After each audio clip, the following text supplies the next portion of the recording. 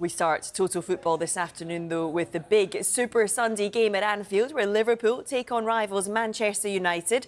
Ruben Amorim will be speaking to the media this afternoon. We will chat to Daniel Kahn ahead of that news conference in just a moment. But first of all, let's head to Liverpool's training ground. Vinny O'Connor is there. Vinny, you spoke to Arne Slot this morning.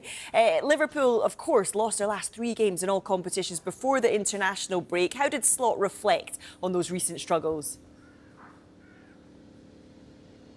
Yeah, Joe, I don't think he takes them in isolation. He's looking at the course of the season as a whole, really, and the fine margins that have gone against Liverpool in the last 3 games probably went in their favour in the previous 7 before that. And he's looking at Liverpool's performances as a whole. He feels there needs to be an improvement across the board, really, certainly in terms of the goals that they're conceding at the moment. And he's far from happy at the amount of opportunities they're allowing, certainly the amount of crosses that they've allowed into the box that have created those opportunities for opposing sides as well. But at the same time, I think there's an underlying defiance from the Liverpool head coach that maybe things aren't as bad as some would have you believe. Results don't lie. If you lose 3 times in a row, we have to do better. But I think these players that have experienced so many things don't wake up at night thinking, wow, we've lost 3 times. We need to be aware of that. We are aware of that, and we have to react to that. But maybe after losing 3 times, you're hoping for that sparkle or this 1 or 2% more. Not only from us, also from our fans on Sunday. Wonderful sight and exhilarating sound. This place rumbles as it does only for this collision of the historically mighty. This for each is always the one. I look forward to every single Premier League game, but maybe even more towards the Man United one, because I know how special it is, and I've experienced it last season, how special of a game it is.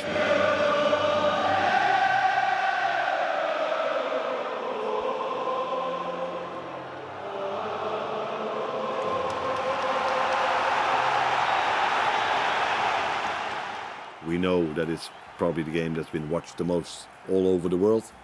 So yeah, it's special to be part of it. But in the end, it's also a game where we have to be at our best, because United, in my opinion, has had a better start of the season than maybe the league table is showing.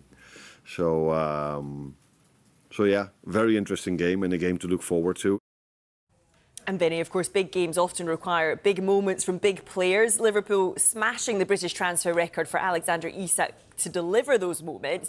Do you think now is the time to start judging his performances in a Liverpool shirt?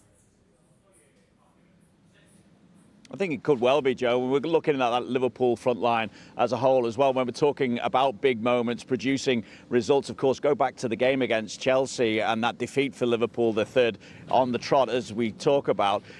There were moments there for Mo Salah as well, the kind of moments that you'd expect him to take, but he wasn't able to take them at that point. And that's why Liverpool, in essence, I suppose, or certainly part of the reason why Liverpool find themselves on that 3-game losing streak. Now, when it comes to Alexander Isak, of course, we know because of his protracted move from Newcastle United that he had no pre-season. Liverpool have been trying to squeeze that in, whilst, of course, in the midst of a Premier League campaign, and a campaign in which they're looking to retain their Premier League title. However, he has been able to get minutes, of course, in that Liverpool side. It's been built up gradually over the course of the international break. Of course, he was able to get a couple of 90 minutes in for Sweden as well. So now it appears, according to Arne Slot, that Alexander Isak has got his pre-season out of the way effectively now. So maybe now is the right time to start judging his performances.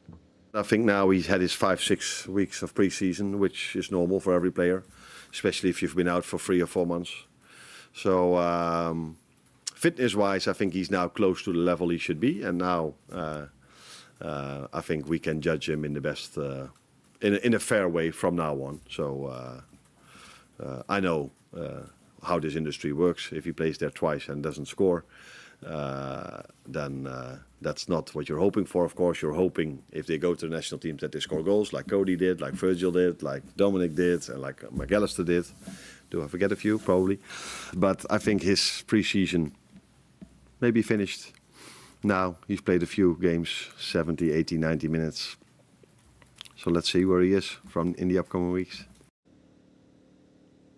So this weekend, we're expecting to see a more match-sharp Alexander Isak. We won't be seeing Alisson, of course. He remains out, and there's no real indication as to when he might be available for selection once again. And on top of that, of course, though, we are expecting to see Konate training. He had that quad injury, but we'll see whether or not he'll get some kind of idea as to whether or not he's ready to return against Manchester United. Of course, this weekend we will be at training at around about 12:30. We'll be bringing you those pictures live from training. And Ryan Gravenberch, we're told, no underlying issues there after he was brought off at half-time in the Netherlands midweek victory over Finland.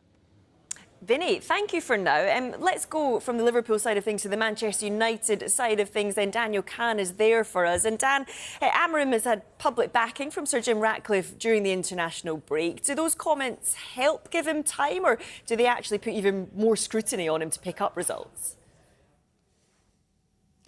Afternoon, Joe. I mean, I don't think it puts any more pressure or scrutiny on Ruben Amorim. I think we'll probably appreciate the public backing from the co-owner, Sir Jim Ratcliffe, essentially saying that he wants to give him more time to turn the fortunes around here at Carrington and at Manchester United. He said he'd be willing to give him 3 years to prove that he is an elite coach. But in truth, the season so far has been a bit of a rollercoaster. And as they prepare for what is their biggest game of the season so far against Liverpool on Sunday, I think the question for Ruben Amorim is just unsure of which United we will see on Sunday. Will it be the combative, intense United that we saw against Chelsea and even Sunderland just before the break, or will it be something more similar to the disappointing performances against Manchester City and Brentford? There's a few selection dilemmas that I think Ruben Amorim will be asked about this afternoon. More importantly, I think the most important one will be Senna Lommans, the goalkeeper, who made his debut against Sunderland before the break. Quite a commanding performance that led to the Old Trafford crowd chanting, "Are you Peter Schmeichel